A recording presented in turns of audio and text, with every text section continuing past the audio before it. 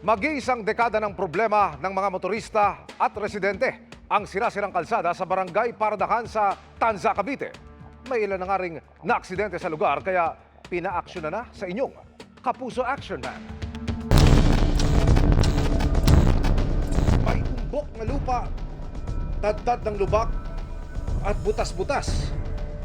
Iyan ang kalbaryo ng mga motorista sa Philinvest Avenue sa barangay Paradakan, Tanza, Cavite. Lulundag-lundag kami. Talagang laging sira ang knuckle bearing po. Sa rough road, talagang madalas pong masiraan ng tricycle. Ang takong disgrasyang daan ilang taon na raw iniinda ng mga motorista. Meron pong mga sumasabit na truck, yung tumatagas yung langis. More than 7 years o 8 years. Yung mga motor ko minsan nadudulas, natutumba. Ang e-trike ng 57 anyos na si Roslyn Abafu, hindi lang isa kundi 2 beses nang tumaob sa lugar. Na-outbalsa na ano ma'am, na ano ang gulong sa putik. At saka yung bago lang yung anak ko dito, tumaob din. Naipit lang, bigla man din ay tumulong. Kailangan talaga mabigyan ng pansin ma'am sa gobyerno. Kasi parang pinabayaan man lang nila yan. Dumulog ang inyong Kapuso Action Man sa nakakasakop na subdivision sa lugar. Paliwanag ng Philinvest Land Incorporated, maaaring nagpalala sa kondisyon ng kalsada ang pagdaan doon ng malalaking truck. Habang hindi pa nila nata-turn over ang maintenance ng daan sa lokal na pamahalaan ng Tanza, nangangako silang makikipag-ugnayan sa Municipal Engineering Office ng bayan para mapag-aralan ang pagsasaayos sa daan. Handang makipagtulungan sa subdivision ng LGU. Sa ngayon, pansamantala na nilang tinampakan ng lupa ang lugar.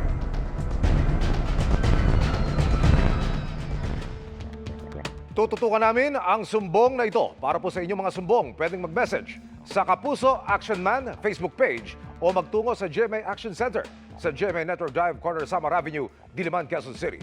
Dahil sa anumang reklamo, pang-aabuso o katiwalian, tiyak may katapat na aksyon sa inyong Kapuso Action Man. Mga kapuso, taong 2022 pa, nakalundo at nakasandal ang isang poste sa isang bahay sa Barangay Malinta, Valenzuela City. Pero 2025 na, hindi pa rin naaksyonan ang problema. Kaya idinulog na yan sa inyong Kapuso Action Man.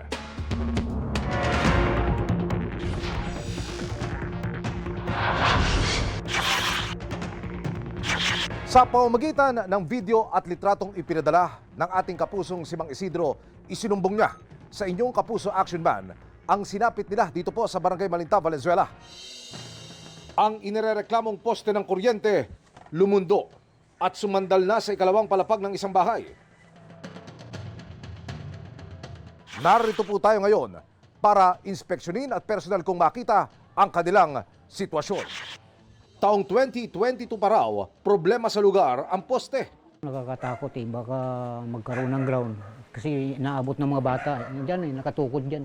Lumundo na yung bakal delikado, baka magkaroon ng ground. Inilapit na raw sa Meralco ang sumbong pero Ni-report ko yan sa branch ng Meralco sa Malanday noong 2023 pa. 3 beses pero pumupunta sila, puro tingin lang, picture-picture, puro pangako, palit, wala nangyari. dumulog ang inyong Kapuso Action Man sa Meralco. Iniimbestigahan pa ang naging dahilan ng matagal na pag-aksyon sa sumbong pero sa ngayon, napalitan na ng bagong bakal na poste ang lumang posting kahoy na ilipat na rin ang mga kable. Nung mag-report kami sa Action Man, mga 5 days dumating na yung nag-speak. Sunod na araw, kinabit na yung poste. Kung nagpapasalamat ako sa Action Man, lalo na kay Emil Sumangil. Wala po anuman.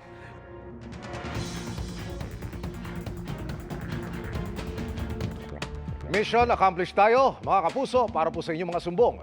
Pwedeng mag-message sa Kapuso Action Man Facebook page o magtungo sa GMA Action Center sa GMA Network Drive, corner Samar Avenue, Diliman, Quezon City.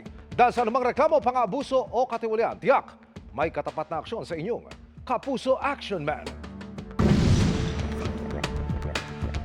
Mga kapuso, nagpasaklolo ang senior citizen rider sa aming tanggapan matapos siyang ma-hit and run sa Commonwealth Avenue sa Quezon City nitong Hulyo. Sa gitna ng paghahanap sa nakabangga sa kanyang driver, may lumutang na isa pang posibleng krimen. Inalam niya ng inyong Kapuso Action Man. Nagpalipat-lipat ng lane ang itim na sasakyang ito. bago matumbok ang motorsiklong sinasakyan ng 63 anyos na si Mang Nando. Kuha yan ng CCTV sa Commonwealth Avenue, Quezon City noong July 11 bago mag-alas 6 ng umaga. Pagtingin ko kaya, bigla na lang sumalpak ako, nawala na ako, bigla babaliktad na ako. Pagbagtan ko yun, tumama nga yung ganito ko rito. Sa halip na huminto ay humarurot palayo ang itim na sasakyan. Ayun, napamura na lang nga ako eh. Sabi ko sa isip-isip ko, kung traffic nga ako yun, talagang hahabulin ko eh. Kaso, ang takbuhan dito sa kanan, mabilisan. Samahan ng loob ko kasi nung tinakbuhan ako eh. Nagtamo ng pasa sa dibdib at kanang tuhod si Mang Nando base sa nakasaad sa kanyang medico legal. At ang panghanap buhay niyang motorsiklo napuruhan. Linggo ko na naramdaman yung yung parang magana ganito ko. Pagtingin ko, may pasana ako rito. Ba't ako ginanon, iniwanan ako eh.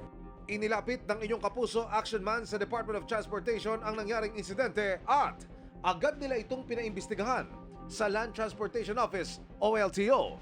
Nitong August 4 ay naglabas ang ahensya ng show cause order. Pinagpapaliwanag nito ang may-ari ng sasakyan batay sa kanyang plate number hinggil sa nangyari noong July 11. Ayon sa LTO, maaaring maharap sa kasong reckless driving ang driver at maaaring masuspindi o ma-revoke ang kanyang lisensya.